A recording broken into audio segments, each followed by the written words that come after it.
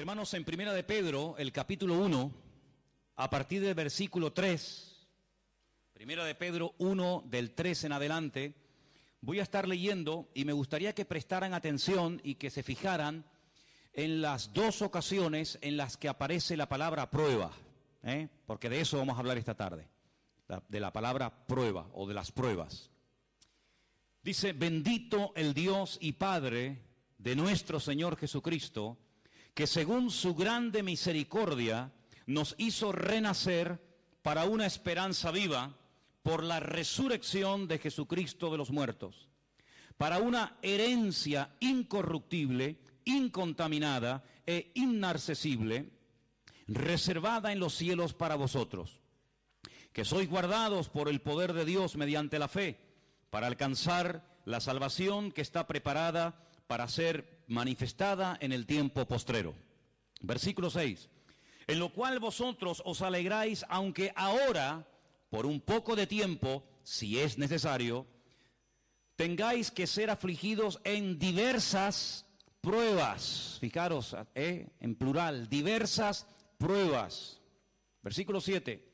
Para que sometida a prueba vuestra fe, mucho más preciosa que el oro, el cual, aunque perecedero, se prueba con fuego, sea hallada en alabanza, gloria y honra cuando sea manifestado Jesucristo. ¿Cuántos dicen amén a esta palabra? Amén. Gloria a Dios. ¿Quién ha sido alguna vez o está siendo en estos momentos probado de alguna manera? A ver, levante su mano. Parece que es un mensaje que les va a venir de perlas a todos, a mí también, ¿no? Es imposible, totalmente imposible, no pasar en algún momento de la vida por alguna o por algunas pruebas. Es totalmente inevitable. Es más, si nunca has pasado por ninguna prueba, probablemente tú no has nacido de nuevo. Así de contundente y así de directo soy. Si no has pasado o estás pasando por alguna prueba, lo más probable es que tú no hayas pasado de muerte a vida, que no hayas nacido de nuevo, que verdaderamente el Espíritu de Dios no esté viviendo en tu corazón y no seas parte de la familia del Señor como hija o como hija de Dios. Es totalmente inevitable, es imposible pasar por la vida sin ser probado. Si comenzamos a buscar en la Biblia personajes que fueron probados de distintas maneras a lo largo de la historia, no nos llegaría el tiempo. Porque desde el primer libro hasta el último libro, este tema de las pruebas está por todas partes. No hay un personaje, no hay un varón de Dios, da igual si fue en el Antiguo Testamento o en el Nuevo Testamento o en la actualidad, que no haya pasado en algún momento determinado por alguna o por algunas pruebas. El Señor Jesucristo le dijo una vez a sus discípulos estas palabras: vosotros sois los que habéis permanecido conmigo en mis pruebas. Palabras del Señor Jesús. El mismísimo Jesucristo, el mismísimo Hijo de Dios, admite y confiesa que Él también en más de una ocasión pasó por muchas pruebas. Lucas 22, 28. La Biblia nos dice también que el apóstol Pablo pasó por infinidad de pruebas. Dice, por ejemplo, en una ocasión: he servido al Señor con humildad, con lágrimas y con muchas pruebas que me han venido por las acechanzas de los judíos. Hechos capítulo 20.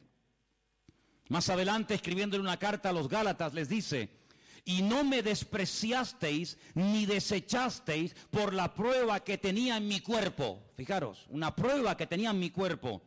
Antes bien me recibisteis como a un ángel de Dios, como a Cristo Jesús. La lectura que se ha leído en esta tarde, no concretamente lo que nuestro hermano Armando ha leído, pero si leéis el resto del libro de Santiago, hay un momento en el que él hace referencia a las pruebas. Y él dice textualmente en el capítulo 1, hermanos míos, tened por sumo gozo cuando os halléis en diversas pruebas, plural, sabiendo que la prueba de vuestra fe produce paciencia. Si nos vamos al último libro de la Biblia, el libro del Apocalipsis, hay un versículo tremendo.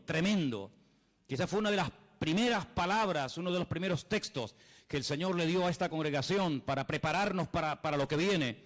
Y nos dice el Señor en su palabra: por cuanto habéis guardado la palabra de mi paciencia, yo también te guardaré de la hora de la prueba que ha de venir sobre el mundo entero, para probar a los que moran sobre la tierra. Cientos, miles de versículos, de personajes de todo tipo, fueron probados en algún momento de la vida. La pregunta es: ¿quién elige las pruebas? ¿Quién las elige? Porque nosotros no podemos elegirlas. Yo no me levanto una mañana y digo, bueno, hoy quiero ser probado en esto, o quiero ser probado en aquello otro. Dios no nos ha capacitado a nosotros para decidir, para elegir en una reunión o en una asamblea o a nivel personal en mi relación con Dios, decir, bueno, esta semana, este mes, este año, quiero ser probado en mi matrimonio, quiero ser probado en lo físico, quiero ser probado en la paciencia, quiero ser probado en lo espiritual o en lo económico, en lo que sea. No, Dios no ha puesto en nuestras manos esa elección. ¿Quién nos prueba entonces? ¿Quién decide? ¿Quién elige? Este va a ser probado de esta manera, esta de esta manera, esta prueba es para ti, esta prueba es para aquel. ¿Quién decide eso? ¿El diablo? Tampoco. El diablo no tiene la capacidad de escoger, de elegir el tipo de pruebas por el cual tú y yo vamos a pasar a lo largo de la vida. ¿Quién decide? ¿Quién decide que yo sea probado durante un tiempo de esa forma específica? Si vamos a la Biblia y estudiamos este tema en profundidad, nos vamos a dar cuenta que el que elige, el único que tiene la capacidad y la autoridad para decidir qué prueba yo tengo que experimentar en mi vida, es nuestro Señor y es nuestro Creador. ¿Cuántos dicen amén? Por eso las pruebas no te lo tomes como algo malo, sino como alguien ha dicho, y lo tengo anotado aquí, las pruebas son un mensaje de amor que Dios te envía. Cuando estás siendo probado significa que Dios está pensando en ti. Y uno dice, pero una prueba, sí, porque las pruebas no son malas. El problema es que a veces el término, sobre todo en el Nuevo Testamento, se ha traducido no de una forma correcta y se ha puesto, en vez de la palabra prueba, se ha puesto la palabra tentación.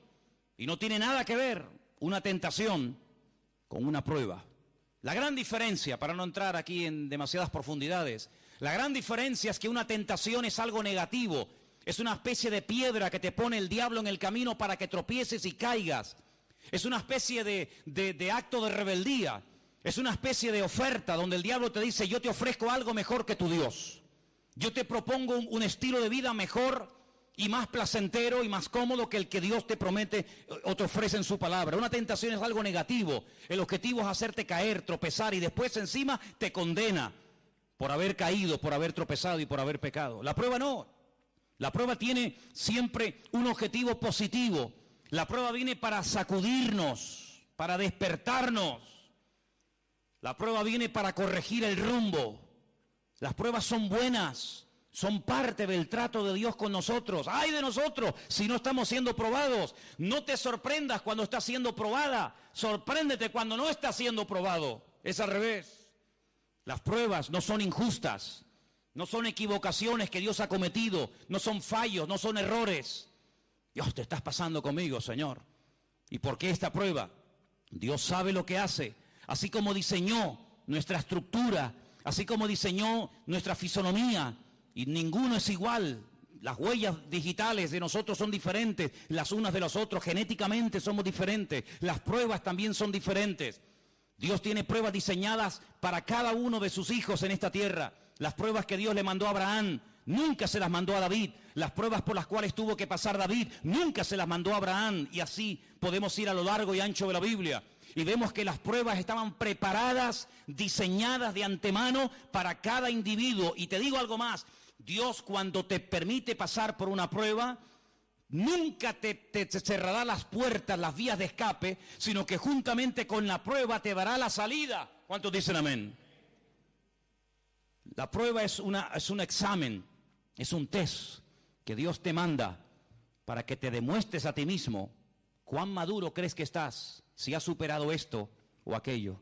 Dios evidentemente no necesita probarme para saber si yo le voy a responder bien o le voy a responder mal. Dios no necesita probarnos para saber algo que ignora si no me prueba. No, no. La prueba más que nada es algo que a ti te demuestra tu verdadero nivel espiritual. ¿Cómo reaccionas ante un problema económico? ¿Cómo reaccionas ante una calumnia? ¿Cómo reaccionas ante el desánimo? ¿Cómo reaccionas ante una situación de paro? ¿Cómo reaccionas ante una injusticia? Para que te demuestres a ti mismo y te convenzas de que a lo mejor te hace falta crecer o madurar en determinado aspecto de la vida. El tiempo de las pruebas, lógicamente, tampoco lo decidimos nosotros. ¿Cuánto tiempo tengo yo que ser probado de esta forma? Yo no lo sé, solamente Dios lo sabe. Pero Dios es un Dios fiel, un Dios justo, un Dios que sabe lo que mi vida necesita. Y repito, el objetivo de las pruebas es despertarnos, corregirnos, acercarnos a Él para que cambiemos, para que no nos acomodemos y creamos que ya hemos llegado a un nivel en el cual ya no necesitamos crecer ni madurar. No, hermano, todos tenemos todavía mucho que aprender. Las pruebas, hermanos, las pruebas de carga que se hacen a los puentes son fundamentales. Me acuerdo hace años en Las Palmas inauguraron un puente que es uno de los puentes más altos de Europa.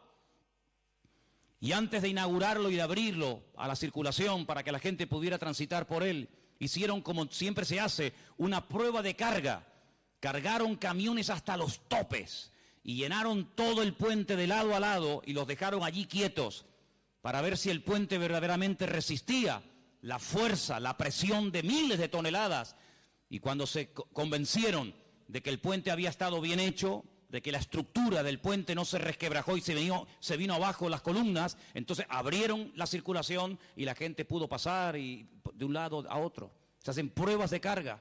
A veces Dios nos hace pasar por distintas pruebas. Hemos leído si es necesario. ¿Para qué? Para probar nuestra fe. Porque si yo pregunto esta tarde cuántos tienen fe, seguramente todos levantarían la mano. Pero ¿qué tipo de fe tenemos? Vamos a ver en la Biblia, si estudiamos este tema, que no todo el mundo tenía la misma fe. Vamos a encontrar personas en la Biblia que ante el más mínimo problema se hundían y otras personas ante el mismo problema se crecían. Vamos a encontrar expresiones en la Biblia como hombre, grande es tu fe, y a otro le dice hombres de poca fe. ¿Cómo el Señor sabe quién tiene una fe grande y quién tiene una fe pequeña? Hay momentos en los que Dios les pregunta a un hombre, no temas, sigue creyendo. Has creído hasta ahora, pero no te pares, sigue creyendo. Sí, pero es que cuando vine a ti, mi hija estaba enferma, ahora está muerta. Pues sigue creyendo. La fe es algo que tiene que crecer, es algo que tiene que desarrollarse. Tenemos que tener una fe a prueba de bombas, una fe robusta, no una fe incompleta, no una fe, raquítica, anoréxica. Y por eso dice la Biblia que algo que el Señor va a probar en nuestra vida es la fe. Dice, para que sometida a prueba nuestra fe, mucho más preciosa que el oro, pueda darle honra y gloria y alabanza a nuestro Dios. ¿Cuántos dicen amén? Así que cuando está siendo probado, Dios no está siendo malo contigo. Al contrario, Dios no es injusto, Dios no es equivocado.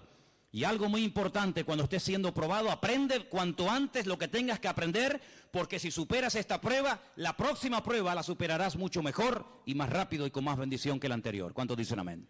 Si la prueba de hoy me prepara para la prueba de mañana y la prueba de mañana me ayuda para pasado mañana. Ah, pero es que toda la vida vamos a ser probados. De una manera u otra sí. Te vuelvo a repetir lo que dije al principio. No te desanimes ni pienses que por ser cristiano, que llevas ya muchos años en la iglesia y que sabes mucho de la Biblia, etcétera, etcétera, tu vida nunca va a ser probada. Sorpréndete cuando no te está pasando nada. Sorpréndete cuando aparentemente no está siendo probado. Algo está pasando. El Señor al que ama lo disciplina, lo corrige, lo instruye y lo enseña para que, dice la Biblia, lo poda y dé más fruto todavía para la honra y la gloria del Señor. ¿Cuántos dicen amén? Lo primero que tenemos que hacer cuando estamos siendo tratados es aceptar el trato de Dios, no rebelarnos, no pelear con Dios. Hay gente que se enfada con Dios, hay gente que pelea con Dios. Ahora, yo dije el jueves, para los que estuvieron y para los que no estuvieron, que las pruebas nosotros no las elegimos. Lo único que Dios nos permite a nosotros escoger es qué actitud voy a tener en medio de la prueba. Eso sí, eso te lo deja en tus manos. La prueba la elige el Señor, pero la actitud ante la prueba tú la escoges. Puedes pasar por la prueba quejándote, puedes pasar por la prueba tirándote de los pelos, puedes pasar por la prueba diciendo barbaridades y murmurando, etcétera, etcétera, o puedes pasar por la prueba glorificando a Dios y dando gloria a Dios y aprendiendo el mensaje, captando el mensaje que Dios te está dando a través de dicha prueba. Eso sí lo podemos elegir nosotros. Por eso hay gente que la prueba parece como que nunca termina, porque si no apruebas el examen tienes que repetirlo otra vez. Es como en la escuela. Si no apruebas ahora, tienes que ir a septiembre, y si no apruebas en septiembre, tienes que repetir curso. Y por eso la voluntad de Dios es que aprendamos qué es lo que el Señor me está tratando de decir con esta situación, una vez que corrija el rumbo, una vez que pida perdón, una vez que corrija el fallo y el error, sigo adelante hasta que el Señor permita que venga otra prueba a mi vida. Captar el mensaje que tiene la prueba para mi vida. Escoger una buena actitud. Usar la fe más que la razón. Hay gente que lo quiere entender todo. ¿Por qué esto? ¿Por qué aquello? ¿Por qué tal? ¿Por qué cual? Hay cosas que jamás tú y yo podremos entender. Dios no nos ha llamado a entenderlo todo. Gracias a Dios, ¿verdad? Pero el Señor sí nos ha llamado a obedecer siempre al Señor. ¿Quién puede entender ciertas y determinadas cosas de la vida que desde nuestro punto de vista creemos que han sido una auténtica injusticia?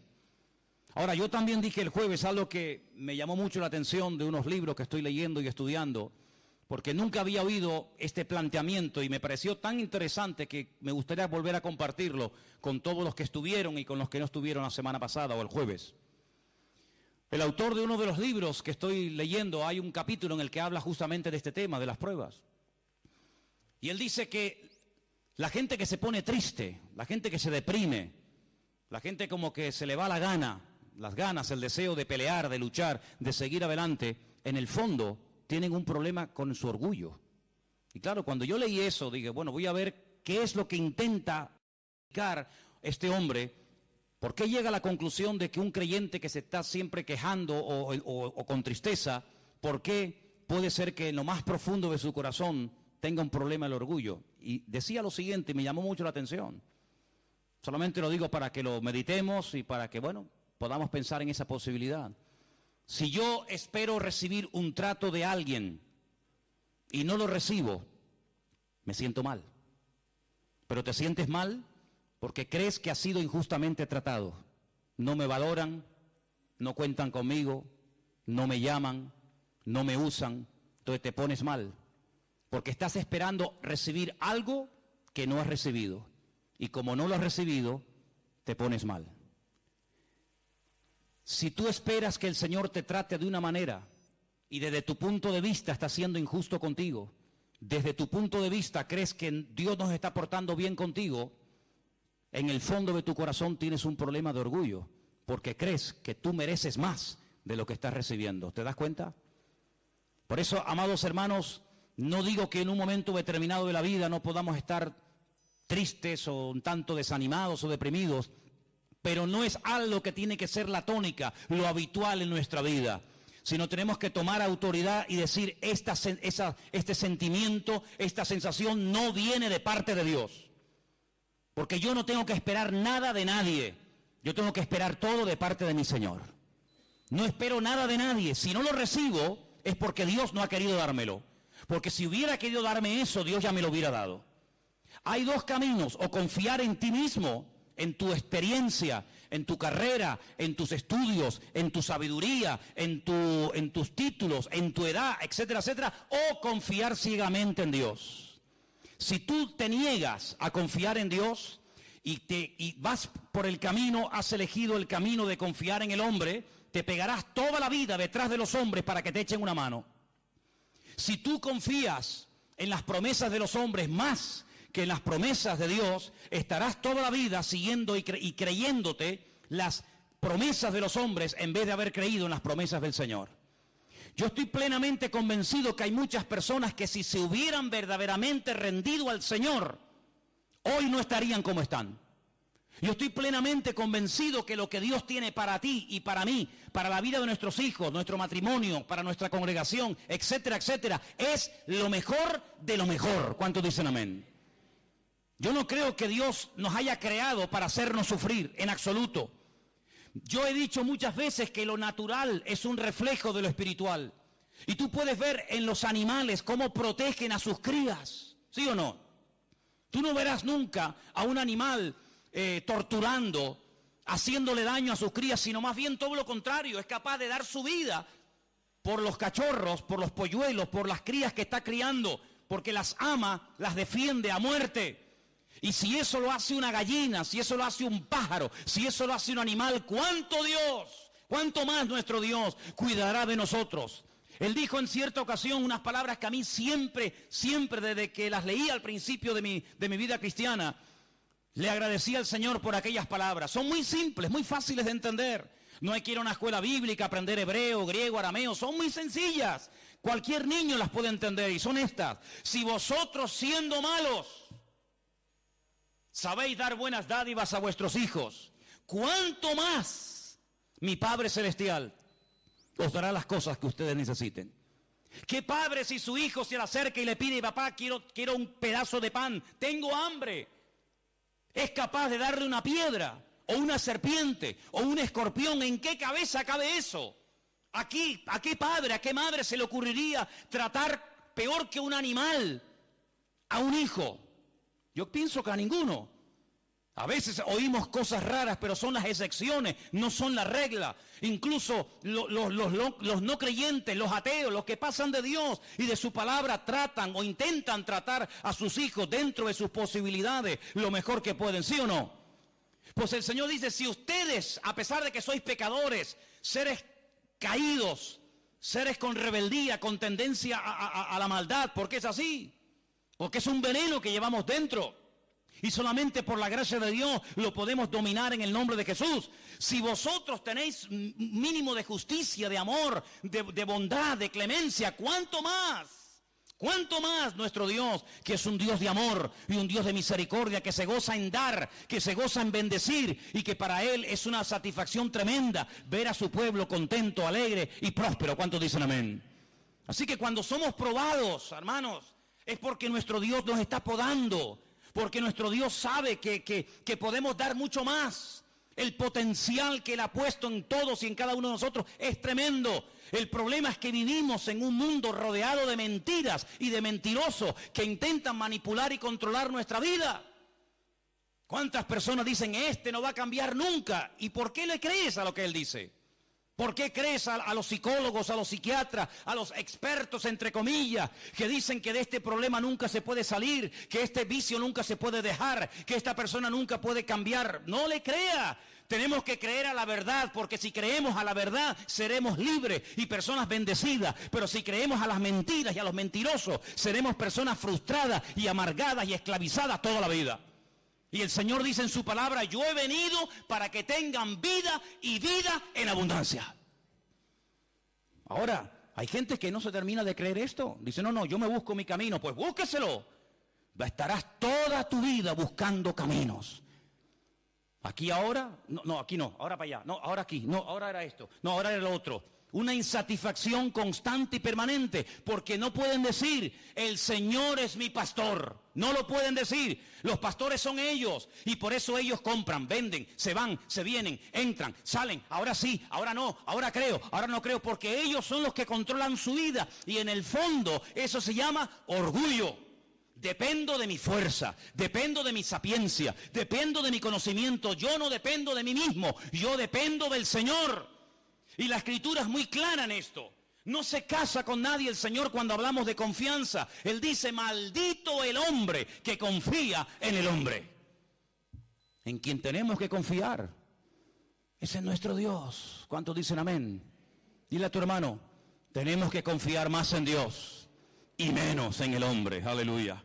Más en Dios y menos en el hombre.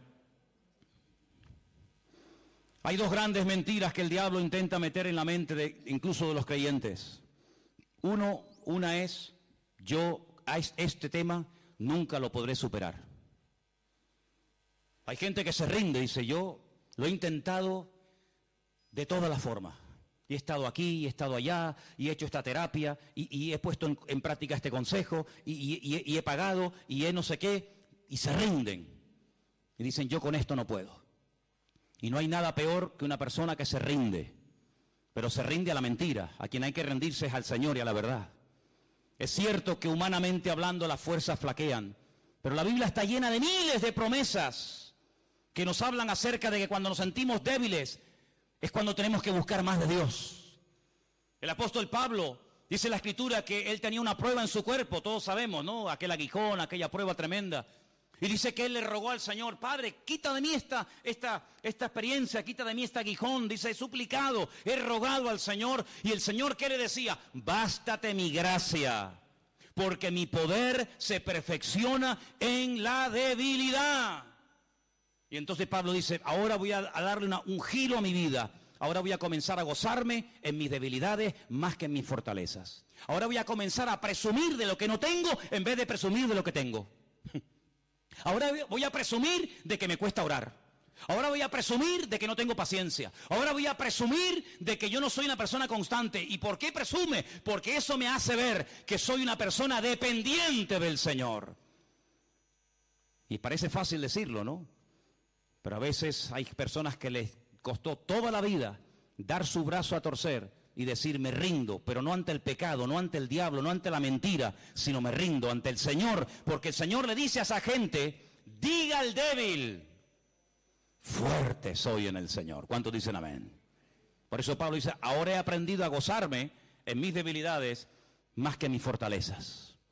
A veces cuando las personas cuentan testimonios, o cuando a veces he ido a algunos lugares y piden que pastores, predicadores, apóstoles, etcétera, cuenten sus victorias, pues siempre cuentan sus batallas, ¿no? Yo he hecho esto y he hecho lo otro y he hecho tal.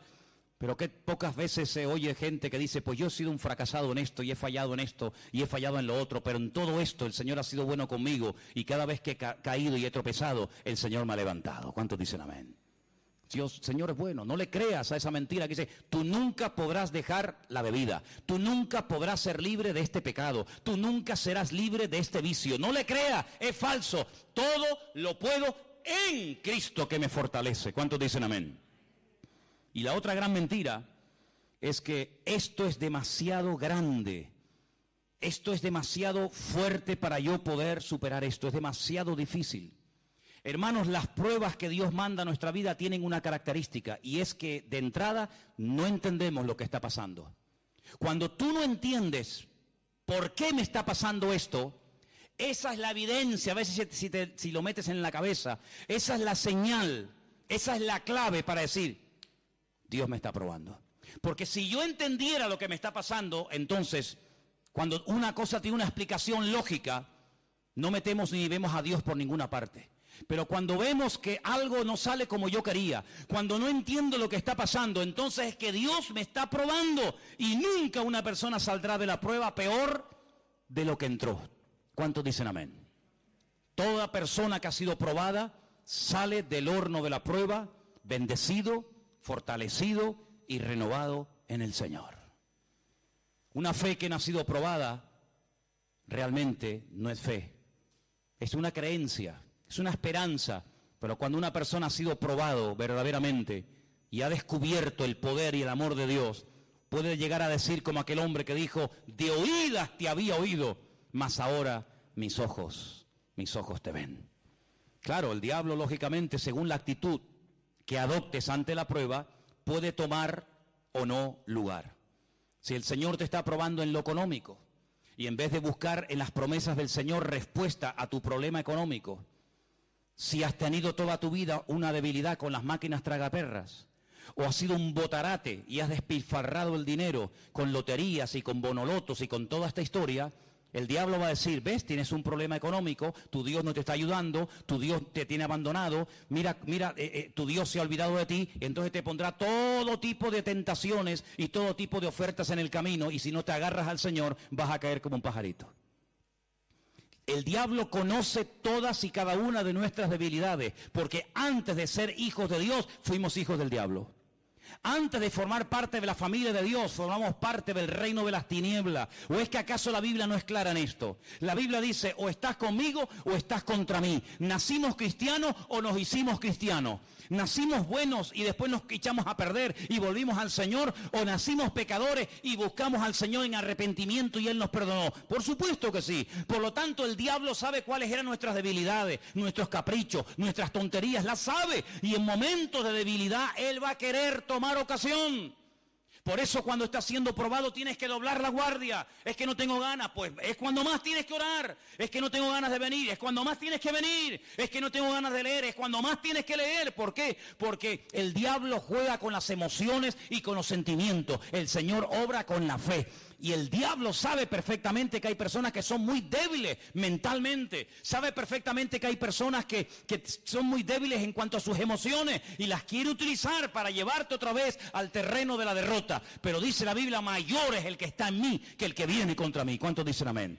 Y hay que declarar la palabra. Leía estos días algo que me llamó mucho la atención. Nunca en mi vida había leído algo así. Están dos hermanos gemelos en el vientre de la madre. Y uno le dice al otro, ¿tú crees que existe vida después del parto? Y el otro le dice, tú eres tonto. ¿Cómo va a existir vida después del parto? La vida es esta. Y el otro le dice, pues yo creo que algún día veré a mi mamá. Le dice, ¿a quién? A mamá. ¿Y esa quién es? Dice, yo nunca la he visto. Pero a veces cuando estamos quietos y no nos peleamos aquí adentro tú y yo oigo cómo me habla y noto cómo me canta y cómo me acaricia. ¿Tú no? Dice, no, yo no. Pues yo creo que algún día saldré de aquí y caminaré con estos pies. Dice, pero ¿cómo vas a caminar si el cordón umbilical es muy corto? En cuanto tire se parte. Pues yo creo que algún día comeré con esta boca. ¿Con la boca? Pero si nosotros no comemos con la boca. Si nosotros la comida nos entra por aquí, no por la boca. Pues yo creo que algún día saldré de aquí y veré otro mundo diferente. Le dice, ¿pero acaso alguien ha venido del otro mundo y se ha metido aquí para decirnos que hay vida después del parto? En cierto sentido nosotros estamos como en una burbuja, ¿verdad? En cierto sentido ahora nuestra vida es la que nos controla. El trabajo, el móvil, el internet, la guagua, la televisión, las noticias, las guerras. Y no nos damos cuenta de que en esta vida estamos de paso, queridos hermanos. ¿Y qué es lo que estamos comiendo? Como el niño, ¿no? ¿Verdad? Por el cordón umbilical. Pero ¿cuánto tiempo dura esa vida? Es algo muy corto, teóricamente 9 meses. Y después se acabó y es una vida completamente diferente. ¿Quién nos dice a nosotros que pudiéramos vivir sumergidos en un líquido? Es una locura, pero nosotros vivimos un tiempo sumergidos en líquido. Y hubo un tiempo en el que no respirábamos y usábamos nuestros pulmones. Y hubo un tiempo en el que otra persona nos metía su comida y las vitaminas y todo lo que necesitaba mi organismo por otro conducto diferente al que usamos hoy en día. Vivimos una vida completamente diferente, pero hoy en día sabemos que hay vida después del parto, ¿sí o no? Pues nosotros hemos llegado a la convicción de que esta vida, por muy buena que nos pueda salir, por muchas cosas que podamos comprar, por muchos países que podamos visitar y por muchas experiencias hermosas que podamos tener, no le llega ni a la suela del zapato, ni tiene punto de comparación con la vida en abundancia que el Señor ha preparado para los que le aman. ¿Cuántos dicen amén? Dice la Escritura, apláudele al Señor si quieres, cosas que nadie vio,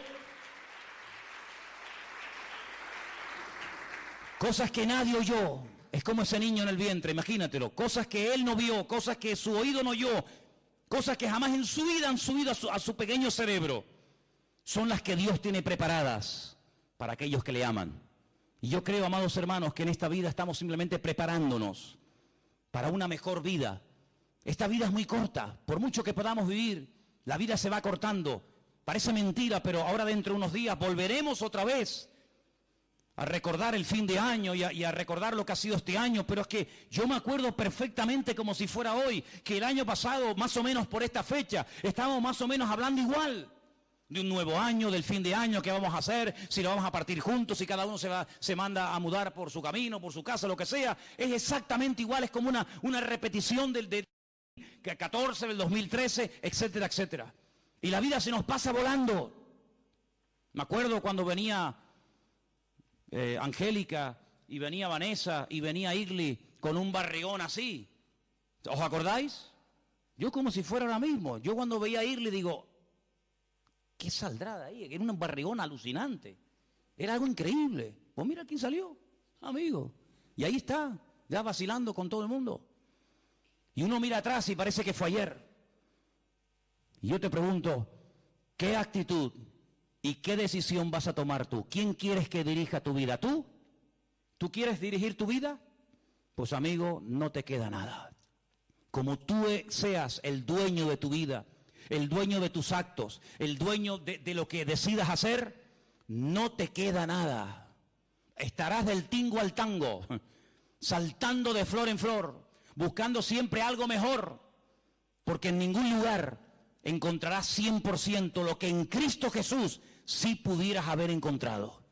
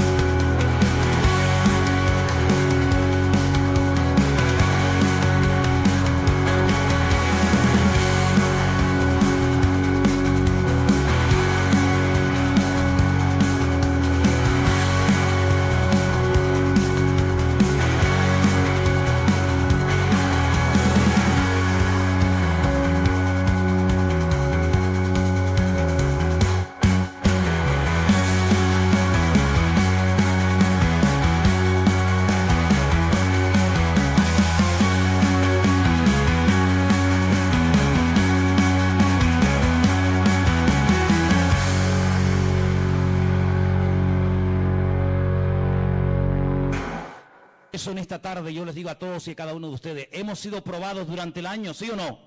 Claro que sí. Pues ¿sabes qué? Gloria a Dios. Porque eso significa de que Dios está tratando con nuestra vida. Si hubiéramos pasado por este año sin pruebas, sin luchas, sin dificultades, yo digo, Dios mío, entonces ¿qué hacemos aquí? Cuando el Señor nos está tratando es porque el potencial que llevamos dentro todavía no ha salido y Dios nos sacude, Dios nos zarandea, que tienes que orar más, que tienes que comprometerte más, que tienes que conocerme mejor, y a veces las pruebas nos hacen orar y buscar más de Dios, pero al fin y al cabo, ¿quién es el máximo beneficiado? Siempre nosotros. ¿Te das cuenta cómo Dios nunca pierde? El Señor siempre gana. Viene una prueba, viene una dificultad, no ves la salida, lo ves todo oscuro, pero ¿qué hace uno cuando le falta algo? Busca a Dios. No entra en el camino de la desesperación, no entra en el camino de la queja o de la murmuración, no. Cuando me falta algo, busco a Dios. Cuando estoy enfermo, busco a Dios. Cuando me siento mal, busco a Dios. Entonces no te das cuenta de que el Señor hace todo eso para que le busquemos y para que vivamos cerca de Él. Así que bendito sea el Señor por las pruebas que Él manda a nuestra vida. Y quiero solamente terminar diciendo algo. Amados, el mismísimo Señor Jesucristo fue probado. Él fue probado en todo. Y de todas y cada una de las pruebas salió victorioso. Y tú y yo podemos elegir hoy, no la prueba yo no las puedo elegir. Pero sí podemos elegir algo que marcará la diferencia. ¿Qué actitud voy a tener cuando Dios pruebe mi vida? ¿Qué actitud voy a desarrollar? ¿Qué actitud quiero tomar cuando el Señor permita que venga una prueba a mi vida? Eso sí te lo deja en tus manos. Vamos a orar, cierra tus ojos ahí donde estás. Y hoy es un momento, ahora es un momento en el que puedes decirle al Señor, yo voy a escoger pasar por las pruebas, pasar por la vida, con un corazón agradecido, con un corazón que le da la gloria y la honra al Señor. No voy a permitirle al diablo que me ponga en mis pensamientos y en mi boca palabras de queja, de lamento, de murmuración. Porque Dios es un Dios justo, un Dios que me ama, Y cuando Él permite que mi vida atraviese por alguna circunstancia, es porque Él sabe que eso es lo que yo estoy necesitando, aunque no lo entienda. Tenemos que aprender a descubrir a Dios en la escasez. En la abundancia es fácil verlo. Tenemos que aprender a descubrir a Dios en la enfermedad, en la salud. Es obvio que está. Tenemos que aprender a descubrir a Dios en la soledad. Tenemos que aprender a descubrir a Dios en todas y en cada una de las facetas y circunstancias de la vida. Cuando una persona pone su vida y su confianza en el Señor, no hay cosas buenas y cosas malas, no. Hay cosas necesarias que mi Dios, por la razón que Él solamente sabe y conoce, permite. Y Él sabe perfectamente que si me concediera todo lo que quiero y todo lo que le pido, probablemente me harían daño. Hay personas que ya tienen su recompensa, entre comillas, en esta vida. Pero nuestra recompensa, hermanos, no está realmente en esta vida. Nuestra recompensa está en la presencia de Dios cuando algún día vayamos. Y de momento nos estamos preparando. De momento estamos aprendiendo. De momento estamos creciendo poco a poco. Pero la verdadera vida es cuando estemos en su presencia. No te desesperes, no te deprimas, no te amargues. Deja que el Señor termine la obra que comenzó en ti. No cortes el proceso, que no haya un aborto espiritualmente hablando en tu vida. Aguanta, soporta, pelea, sigue adelante, que el Señor está contigo. Nunca te abandonaré, nunca te desampararé, dice el Señor, sino que estaré contigo todos los días hasta el fin del mundo. Y en esta tarde decidimos, Señor, decido, y dígalo conmigo, en esta tarde yo decido, mi Dios, darte gracias en toda situación de mi vida. En esta tarde yo tomo la determinación de agradecerle al Señor por todo lo que el Señor permita que venga a mi vida. Es fácil reír y dar gracias cuando todo va bien, eso lo hace cualquiera, hasta los ateos. Pero solamente el hombre y la mujer que conoce a Dios será capaz de reír y de alegrarse y de dar gloria a Dios en medio de las pruebas y en medio de las luchas y dificultades de la vida. Así que en esta tarde decidimos, Señor, darte la gloria y la honra en medio de las pruebas de la vida. Optamos por el camino de la gratitud, optamos por el camino de dar gracias al Señor en todo y por todo, porque mi Dios es bueno, para siempre su misericordia. Y yo sé, Señor, yo sé, mi Dios, que tú tienes lo mejor para mi vida. Gracias, Padre. A ti la gloria y la honra, recíbela en el nombre de Jesús.